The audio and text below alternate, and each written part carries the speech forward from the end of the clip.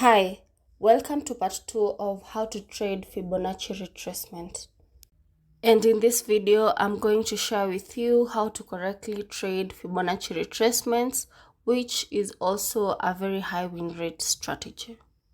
In the previous video, I told you that we are going to cover several topics, and in case you didn't watch that video, please go back. It's the part 1 of the Fibonacci retracement topic. So go to the previous video from this one and watch it.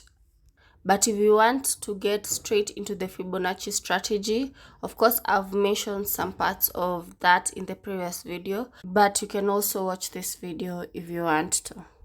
And then in case you didn't understand anything, you can go back to the first video.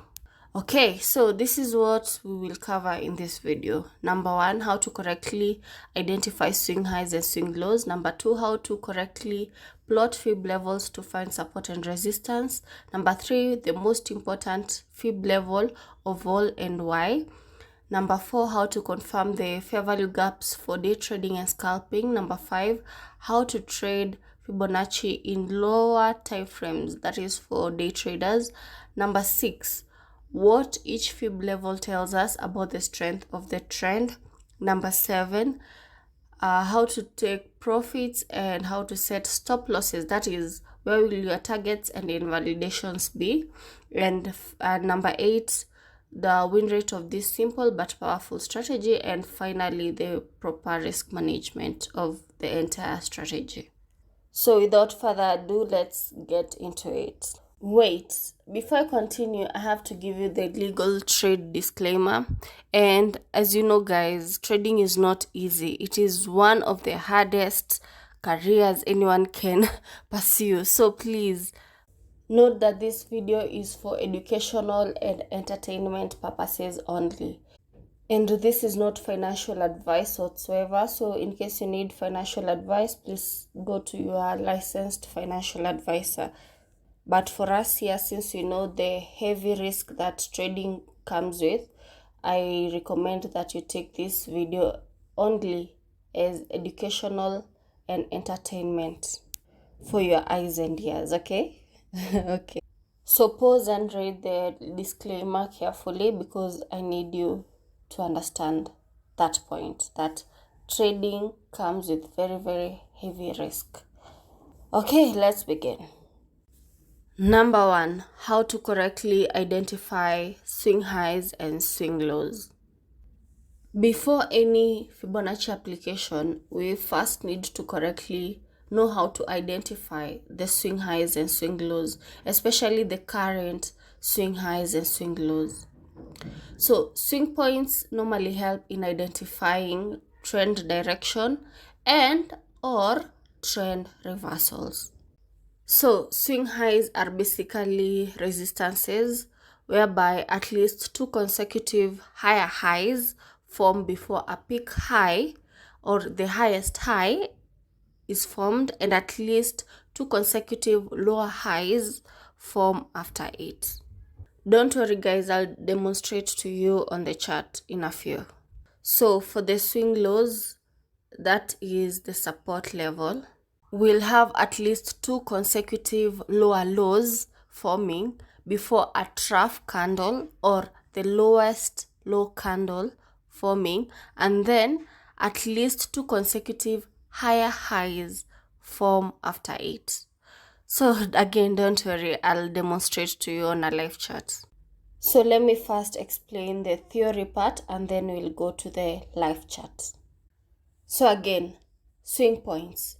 There are 2 turning points, that is the swing high and swing low, which also indicate a reversal and or a resistance level. So again, let me repeat, the peak candle is the highest high or the swing high.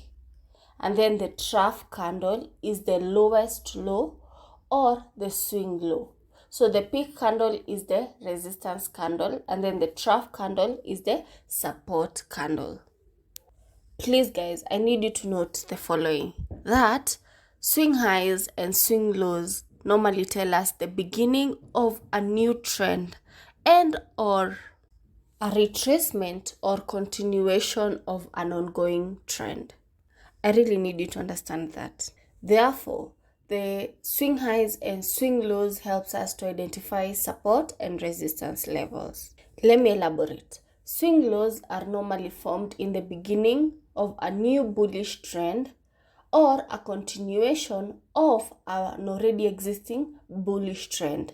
And then the swing highs, they are formed at the beginning of a new bearish trend or a continuation of an already existing bearish trend.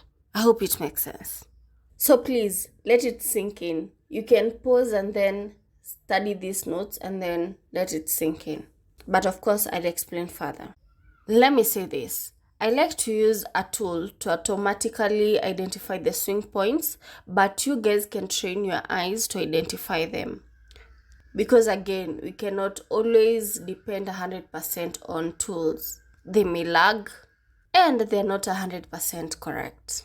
But again, it may be very cumbersome for a day trader to be identifying them manually. So a tool will be much better and much faster. And also it may be quite accurate to help you not miss any swing points. So now let me demonstrate on the chart.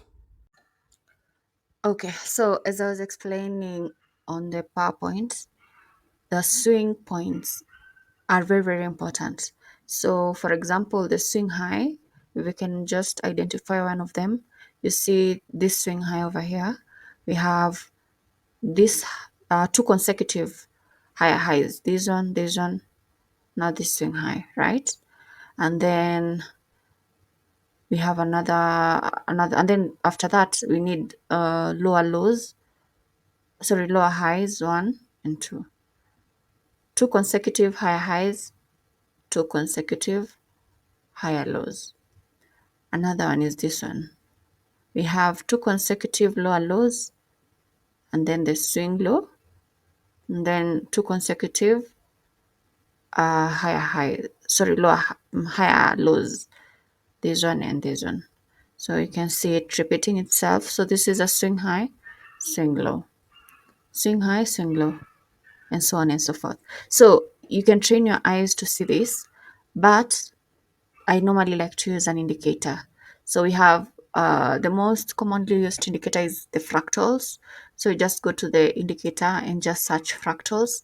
But personally, I use an indicator that was made by one of our mentors, or rather one of my mentors in Chart Champions. So it's called, you can just go and search this. So you can take any of this, but I like to use this one by Igor T. So this is one of my mentors in Chat Champions. So you can go and take that one. It will just help you out when it comes to identifying the swing points because they're very, very important. Let me also add that price is fractal. So you will find that this fractal indicator is available in all time frames. So whichever time frame you use to choose, you'll find the fractal indicator. It may not be perfect, but I find it to have okay, it's 99% perfect. Sorry, it is 99% correct. So that's why I highly depend on it. I don't know how Igor uh, wrote that code perfectly, but thanks to him, it's a very good one because that is the first step of using Fibonacci, and we always need to see the swing highs and swing lows. Okay, let's continue with the tutorial. So next, how to correctly plot fib levels to find support and resistance. I need you guys to pay close attention to this part. So the first rule, most important than anything else about using fibs, is you need to use your fib from left to right. From left to right. From left to right. So again, let me cover the theory part and then we'll go to the practical later. So to find support, you need to take the fib tool from swing low to swing high, from the swing low to the swing high. that's when you're going to get the support level. And then for resistance, you're going to take the fib tool again from the swing high to the swing low, from left to right, swing high to the swing low. It will make more sense once I show you the chart, so just put it at the back of your mind. So which time frame are you supposed to be using the fib tools with? I say that any time frame according to your trading style is actually correct, but you must always follow market structure. So as long as you can identify market structure and then follow it in whichever time frame you choose to use, then you can apply market structure. You can apply it in the monthly, weekly, daily, 4 hour, 2 hour, 1 hour, 30 minutes, 15 minutes, 5 minutes, 3 minutes, 1 minute, any time frame. You can use the fib level, or rather the fib tool. So I also need you to note that I teach my one-on-one students on how to effectively use fibs on each time frame to maximize profits.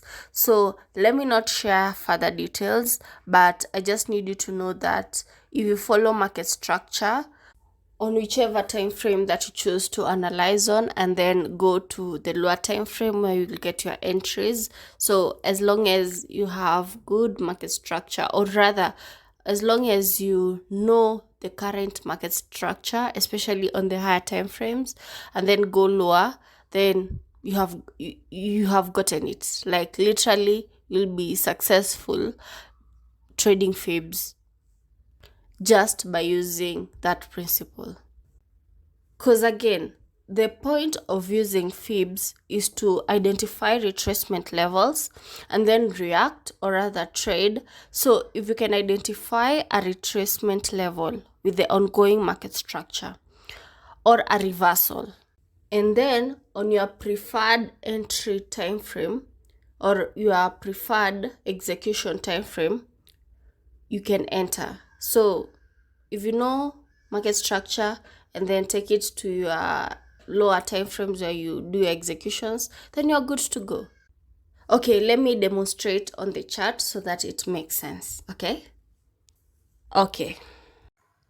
So we are back on the Euro USD chart, and by the way, guys, please don't mind the dogs. I know they're barking so much, but there's nothing I can do right now. But anyway, so we have this Euro USD chart on the daily. First rule is to start from left to right. Whenever you use the Fibonacci tool, you start from left to right. Remember that at the back of your mind. The first rule, left to right. So I had taken my fib to my favorite charts, my favorite toolbar. But if you want to access it, just come over here on the tools section, and then this second one, this one, the first 110 Fibonacci retracement, it is the one that I use. So just come and start so that it comes to the favorite toolbar. But I had demonstrated to you on the first video, the part one video.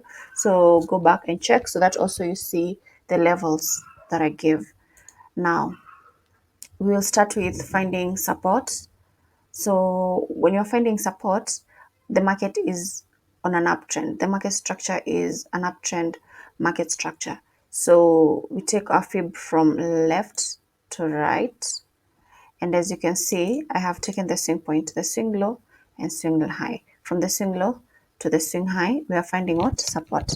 So in this case, price came and got support at the 0.3H2. It attempted to come and reach 0.5, but I know if it were for me to enter at this point in time, I would confidently enter at the 0.3H2 because this first candle, actually the first candle that tweaked was here, and then followed by this, and then now this one, these two other candles tried to come and grab liquidity, or rather it tried to come to the 0.5, but if you had entered here you would still be safe. So you see, we take our long position tool and enter. We can take TP1 here, we can take TP2 over here, but it went all the way to this. There's a lot of liquidity lying around up here, so my chart would have looked like this. So yeah, I would have taken there or there. So a good risk reward all the same, but that is the first scenario. If we take for the second scenario where we're looking for resistance, remember the market structure is on the downtrend, or rather we're having a downtrend market structure. So we take our fib from the swing high to the swing low to identify the reversal. And remember guys, we are using the market as it's ongoing. So I know this chart has already happened, but in real time this is what you would do. So in this case, you come and you see this swing high and then this swing low, so the market will be somewhere here. And as you can see, we have price rejecting at this 0.382. Again, I'm not saying that 0.382 is the most is the only fib level that is important, because I know also here it rejected as 0.382, but the reason I think this market is has a strong trend, so that's why it happened like this. But all the same, any fib level can be used. By the way, I'll cover that later in the tutorial, but let me just point out that for anyone who may be confused and start thinking that the only level you should be looking out for is 0.382. But in this case, if you had entered after this candle had occurred, this one over here, so you would have waited, because it could have already happened. So for you, you would have waited for it to retest over there. Sorry, let me remove this one. Just a moment. So it's a short position. You would have waited for it to enter. So you would have entered at around this candle, and you take your stop loss over there or over there, and you look where liquidity is lying around. So TP1 would be this one, TP2 would be over here. So for me, I normally like to take my profits at candle closes, so that will be perfect. So as you can see, that's how we use Fibonacci. So remember, any time frame is okay, just know how to identify market structure and you'll be safe. I normally teach further to my own one-on-one students, so on which time frame to check. But as long as you know market structure correctly, everything else will fall into place, so you won't sweat a lot using Fibonacci. It's actually very easy as long as you have identified market structure and you follow market structure. So let me continue the tutorial. Number 3, the most important fib level of all and why. So guys, this part will be a bit technical, so please pay attention. We'll be getting into some math. So pause anytime you want, or rather anytime you want to repeat that part, because I need you to understand very carefully. First of all, I need you to note that all the fib levels that I gave you, they are all very, very important, especially when they are respecting the ongoing price action. So it is safe to say that there is no bigger or no greater fib level than the others, especially the ones that I gave you. So even if I'm saying this, I will be showing you why there is one specific fib level that is very, very important. So the fib level that is very, very important, that shouldn't be ignored at all, that is kind of superior than the rest, is called the golden pocket, for me at least. And I got that from my mentorship community, that is Chat Champions. So they coined the name Champions Channel. So in case anyone is from Chat Champions, I know there's a lot of people, or rather traders, who have been trained at least by Chat Champions, especially on the crypto side. So I know a lot of you know about the Champions Channel, aka the CC. But for many other traders, it's called the golden pocket. And this is the area between the fib level 0.618 and 0.66. And this golden pocket was coined by the OG mentor, my OG mentor, Daniel, who is actually the founder of the Chat Champions trading community. So I have to credit it to him. I can't say I came up with it, but he's the guy who added that extra level. Okay, we always know that the 0.618 is important, but Daniel noticed also the 0.66 is very, very respected, so he combined the two to form the Champions Channel. So I have to say that because I have to credit it to him. So let's thank Daniel for that.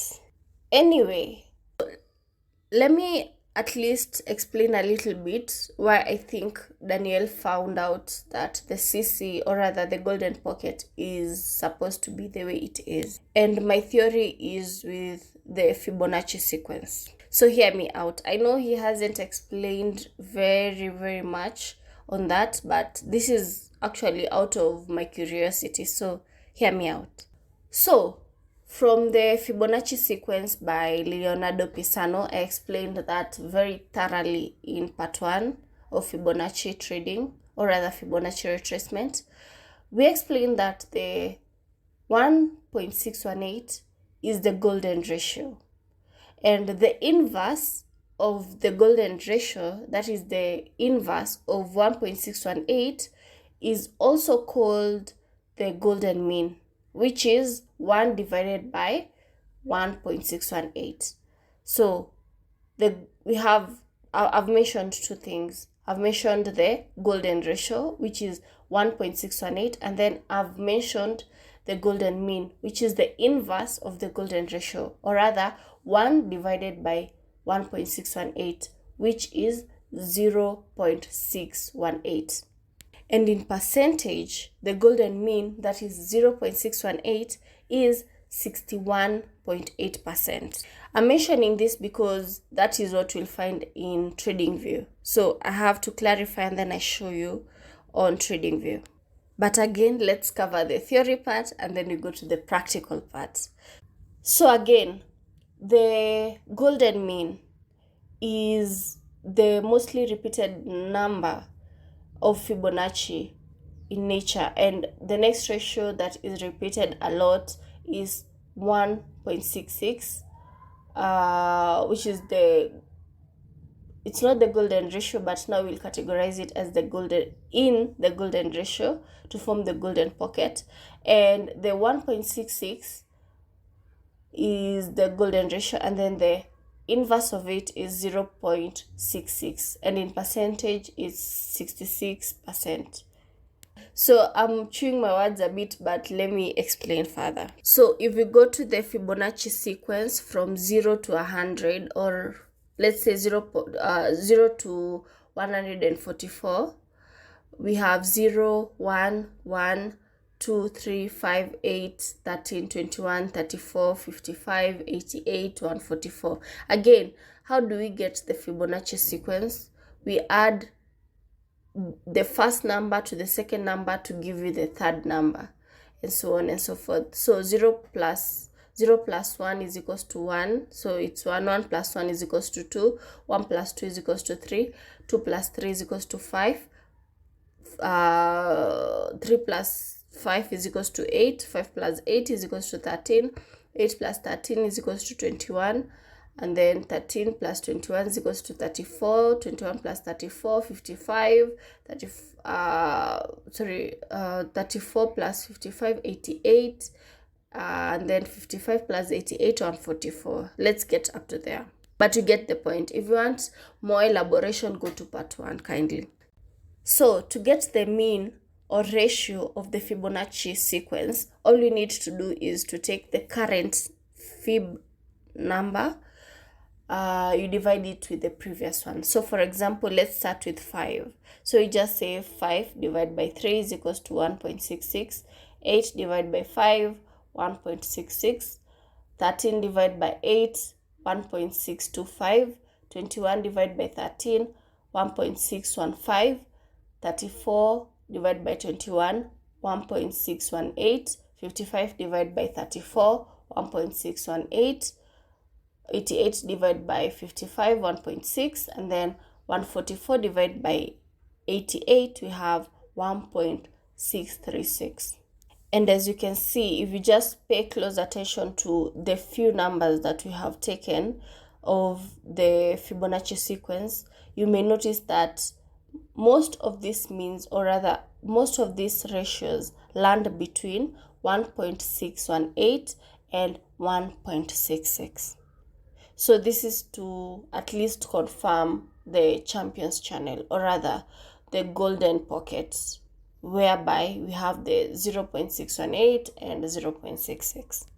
Does it make sense? Does it make sense? I'm a very, very practical and mathematical girl, so I need you to see this. When we say these numbers are like this, we have to prove it. So I hope you see it now. Okay, let's continue. So to get the inverse of those means or ratios, we say, for example, 1 divided by that mean. So for example, 1 divided by 1.66, we get it as 0.66, or in percentage 66%. So here's how we use that information in technical analysis. So I need you to go to your trading view and see if this is what you'll see on your charts. So on the first chart, we can see that on the area written levels that I have ticked just below the prices, you can see that we've indicated values and percentages. So in this case, 0.66 will be the value, and then in percentage it will be 66%. So as a trader, you can use either the one that you like to use. You can either choose the values or the percentages. For me, I like using the values. So on the second chart, we see all this information of the fib levels being represented in values, and then on the third chart, we see all this information represented in percentages. Aki, I hope I have made total sense to you guys. If you have any questions, please comment on the comment section below. So let's go back to the golden pocket being very, very important. So we've seen that the CC, or rather the golden pocket, has been repeated multiple times, especially with the Fibonacci sequence. So for me, whenever I see price has respected the fib levels of the golden pocket or the CC, I normally take the trade with so much confidence without no hesitation. And as a trader, that's what you're supposed to do, to trade with confidence without hesitation. But again, always remember, you must always apply proper risk management, even if you are offered a high quality trade. So you must always protect your capital, because things may not always go as you want them to go. So again, apply proper risk management. And again, also know that the other fib levels I gave you earlier, you have to use them also, because they also offer quality trades. So never ignore them, okay? And they are the 0.236, the 0.382, the 0.5, and the 0.786. Don't ignore them. Okay, now before we go to the real chart, let me cover these two topics. First of all, how to confirm the fair value gaps for day trading and scalping. Fair value gaps, which are also known as imbalances, normally offer very good confluence and entries for high quality trades. Once you have identified market structure on the higher time frames, I want you to look for entries using the same market structure in the lower time frames, entering at fib levels that have reacted at the fair value gaps of that time frame's retracement. By the way, I have a cold, so if I'm speaking in a lower tone, please adjust your volume, because I can't speak louder than normal. So according to your trading style, you can use the 1 hour, the 30 minutes, and lower time frames for your entries, depending on whether you are a scalper, day trader, or swing trader. So when it comes to time frames, I will not tell you what to do. Just use what you have been backtesting and what you find yourself comfortable using. Because again, you need to do top-down analysis, and at least you need to have one higher time frame to give you market structure, and then apply that on lower time frames. Please note, a fib level that is within an FVG and it is respected by price will definitely react, and thus a retracement will start to form, or a reversal. Just be aware. And since I'm not sure of the outcome, despite knowing that it is most likely a good entry, I must manage my risk well and also enter at the given levels to avoid being left behind. And this is another major problem a lot of traders face: being left behind. And being left behind by price when you are right often causes something called, in psychology, it's called FOMO, or rather, fear of missing out. And to avoid that, I make sure my entries are suitable and I don't second guess myself. Like, I don't hesitate. Hence, I enter as soon as price has come and given me an opportunity. And another thing that I like to do is setting alarms.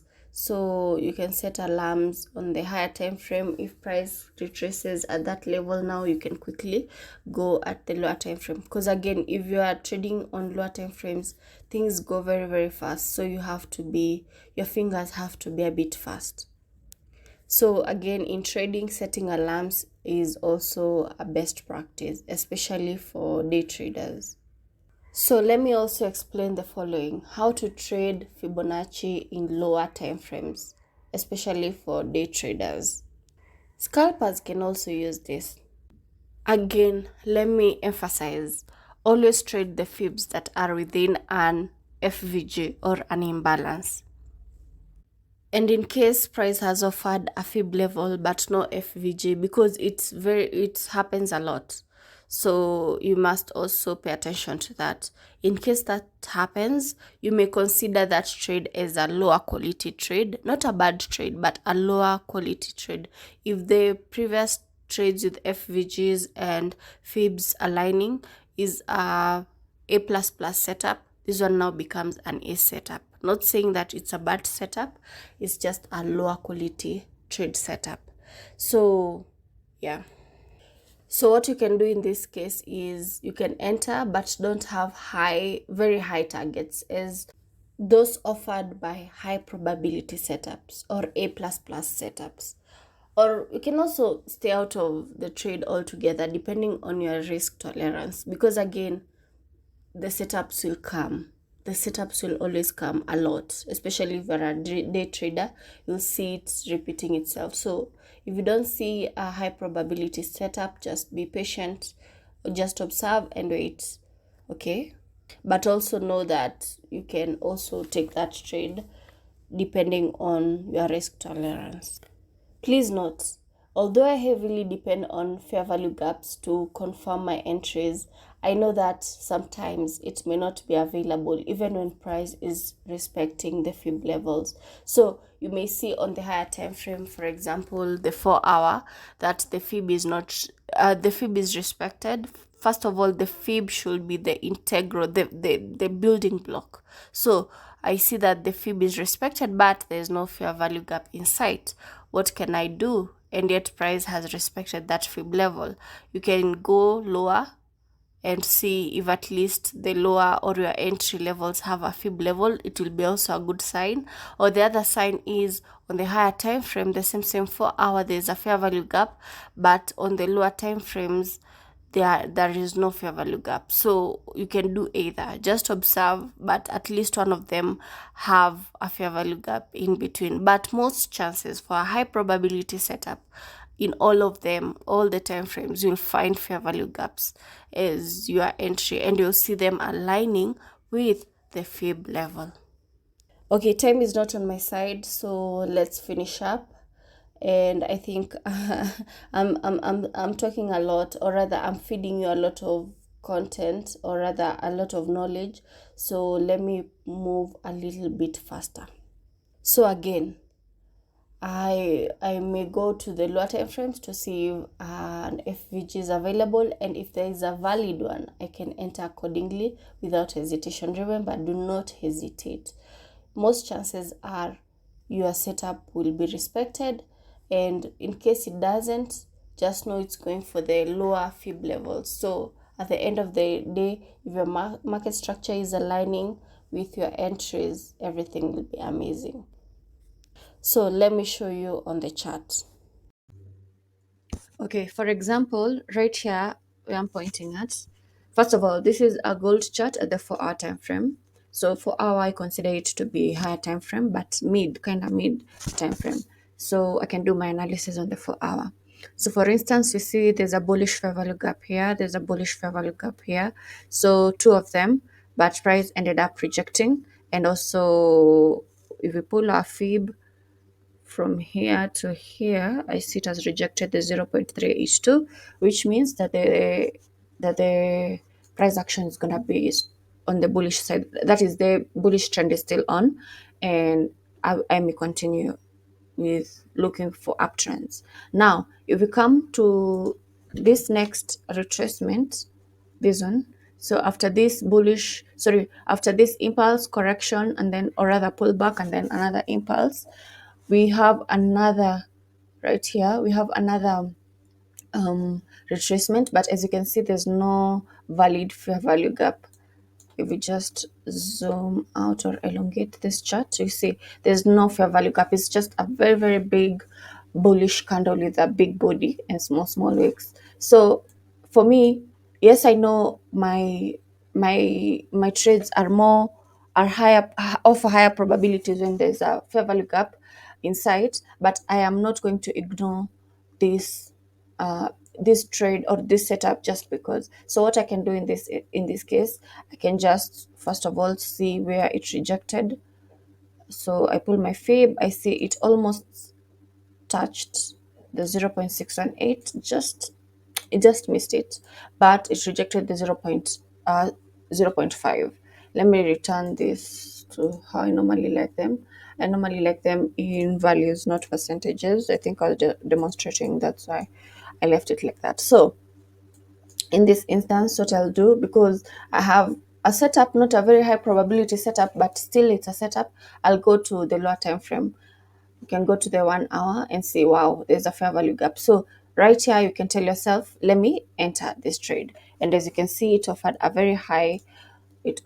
very nice and high risk reward, because if we just put a stop loss there or there, a 1:4, it's okay, but I like better. So first of all, this was a very good trade because it rejected 1, 2, 3, 4, 5, around 5 times before it went on with its with the trend. So you can go lower. You can also go to the 30 minutes to see if we can get a better entry. Still see there's a fair value gap, and voila, we have a better. Now we have a risk reward of 1:1.52. So you can go like that, 15 minutes.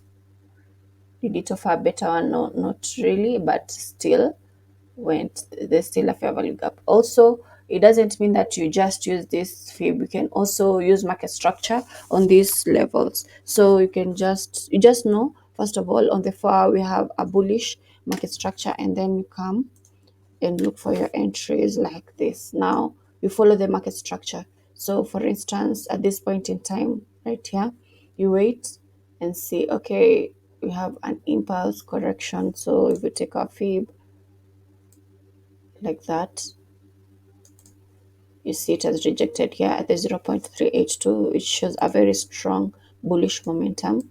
So still it offered us a very, you can take this, you can take this.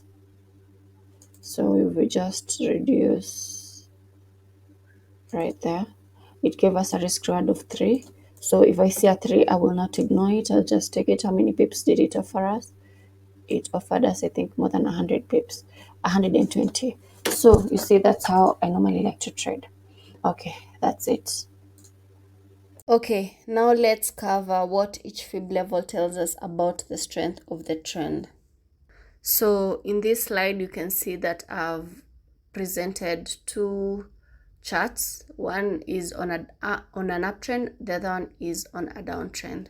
I want you to pause and screenshot this, but let me just tell you what these levels may interpret to me.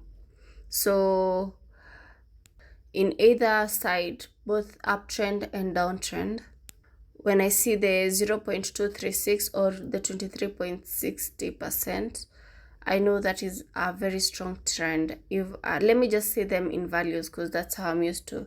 So when I see the price rejecting the 0.382, still up, a very strong trend. And then when I see rejection at the 0.5, that's a normal trend. And then when I see rejection at the golden zone, the 0.618 and the 0.66, I see the trend has started becoming weak. So it may not always be that way forever, because market structure may adjust itself, or rather it may be dynamic, like it may go changing itself, but I will start seeing signs of weakness. And then when I see the rejection at the 0.786, the trend now is becoming weaker and weaker and weaker. Of course, we'll continue going with the trend, but at the back of my mind, I'll be knowing, okay, the trend is becoming weaker and weaker and weaker. And then once price goes all the way through zero, or rather when it goes all the way and there's no higher high formed or lower highs formed, now no higher lows formed on an uptrend or lower highs formed on a downtrend, now I know that that is a reversal signal. Like, high chances are I should be preparing myself for reversals. I really hope it makes sense, but you can screenshot this and then see and backtest if this is actually true. But yeah, I think it makes sense. But in case it doesn't, please write in the comment section, ask any questions you have, okay? I will answer you. So we are almost done. Right now, I need you to know when to take profits and where to set your stop losses, or rather I want you to know when to set your targets and where to set your invalidations. And invalidations are very important because it helps first with risk management. It is the one that will help you guide what to put as lot sizes, and then the other thing is it is the one that will help you protect your money. So very, very important. Invalidations are as important as targets. Put that at the back of your mind. So personally, I like to take my profits at candle closes of the swing points I'm targeting. And then the invalidations can be, or sorry, before I forget, I think I had not written, or where liquidity is lying around.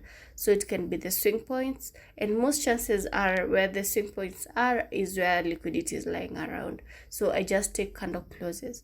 And for the invalidations, it can be the next 1 or 2 fib levels, depending on how that trend is going.